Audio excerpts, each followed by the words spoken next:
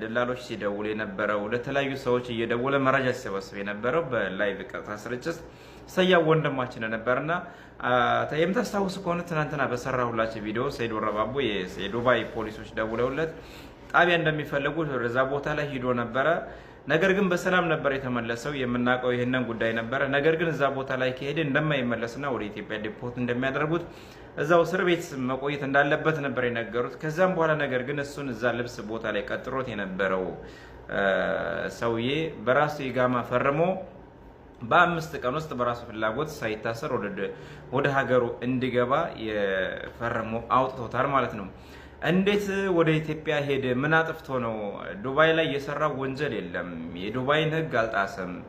ምንም አይነት ስራ አልሰራም። ለምንድን ነው ወደ ኢትዮጵያ የሚሄድበት ምክንያት አልገባንም የምትሉት ሰዎች አላችሁ። ወደ ዱባይ ከዱባይ ወደ ኢትዮጵያ ዲፖርት የተደረገበትና የዱባይ መንግስት ያባረረበትን ምክንያት ወደ እናንተ ይዤላችሁ ቀርባለሁኝ። ይህንን ከማቅረብ በፊት ግን አንዳንድ የተምታታና ውሸት የሆነ መረጃ ወደ እናንተ ሊያቀርቡላችሁ ስለሚችሉ ያንን ነገር ሰምታችሁ እንዳትሸወዱ። የመጀመሪያው ምንድነው? የገጠር ልጅ በተሳደበበትና የከሚሴ ዲቃላ ባለበት ኦሮሞዎች ተደራጅተው ነው ከዱባይ ያባረሩት የሚል መረጃ እየወጣ ይገኛል። ይህን ከእውነት የራቀ ነው። በዚህ አይደለም የተያዘውም የከሰሰውም ሰው የለም። እሱን የሚጠሉ ሰዎችና አማራን የወሎን ህዝብ የሚጠሉ ሰዎች ናቸው ይህን መረጃ የሚያካፍሏቸው። በዚህ አይደለም የተያዘው ልላችሁ ፈልጌ ነው። ሌላው ነገር ደግሞ የሚያሰራጩት መረጃ ምንድነው? ልብስ ኦንላይን መሸጥ ፍቃድ ስለሌለ እዛ ሱቅ ከፍቶ መሸጥ እንጂ የኦንላይን ፍቃድ ስለሌለው በዛም ነው የተያዘው እያሉ ስምም የሚያጠፉ ሰዎች አሉ። በዛም አይደለም የተያዘው። እንግዲህ እንደሚታወቀው ሳዑዲ አረቢያና የመን ጦርነት ላይ ናቸው። ሳዑዲና ዱባዮች አይስማሙም።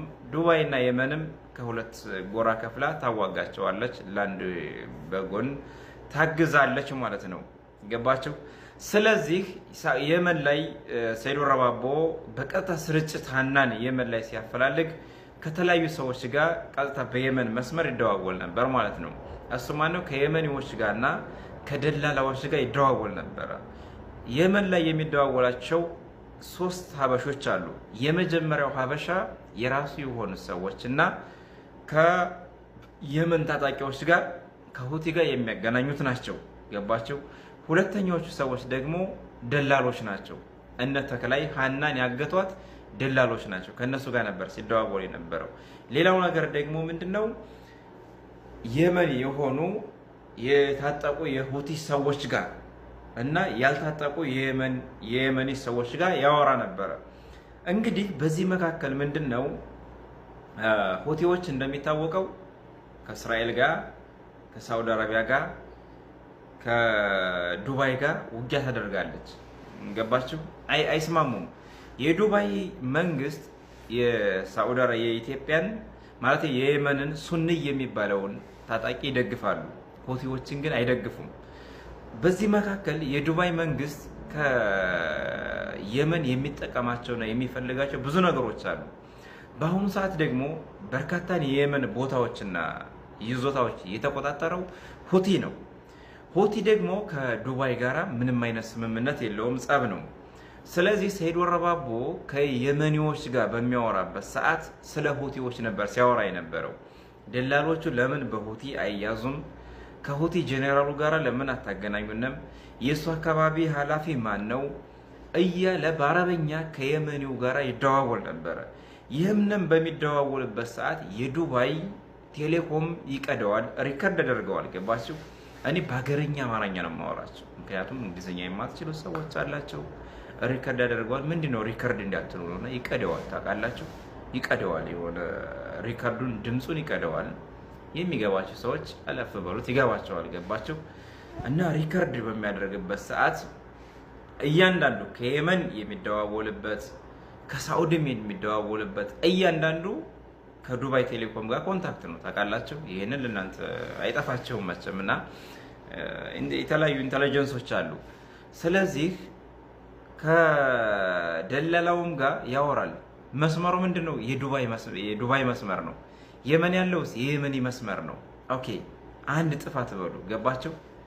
ለሀና የተከፈለ ዋጋ ነው። ግን ይሄን ለሀና የተከፈለ ዋጋ ነው። ሌላው የሱ ጓደኞች የሆኑ የመን የሚኖሩ የደላላውን ቦታ የሚጠቁሙና ደላላው የሚኖርበትን አካባቢ የሚይዙ ሁቲዎች ጋር እንዳገናኙት የራሱ የሆኑ ሰዎች ጋር ያወራ ነበር። የመጀመሪያው አፋሩ ነው። አፋሩ እንግዲህ እየቀላቀለ ነው የሚያወራው። አረበኛም፣ አፋረኛም፣ አማርኛም ነበር ሲያወራ የነበረው። ያና አፋር ከየመኔዎች ጋር ያገናኙታል። እነዚያ የመኔዎች ደግሞ ምንድናቸው? በደላላ ሀበሾች ሰዎችን ሰብስበው ይዘው ሲመጡ ሀበሾቹን የሚቆጣጠሩ ሁቲዎች ናቸው። የታጠቁ ሁቲዎች ወይም የአካባቢው ኃላፊዎች ናቸው። ገባቸው? እነዚያ ሁቲዎች መጀመሪያ ሰምታችሁኛል። ሁቲዎች ከዱባይ ጋር ስምምነት የላቸውም።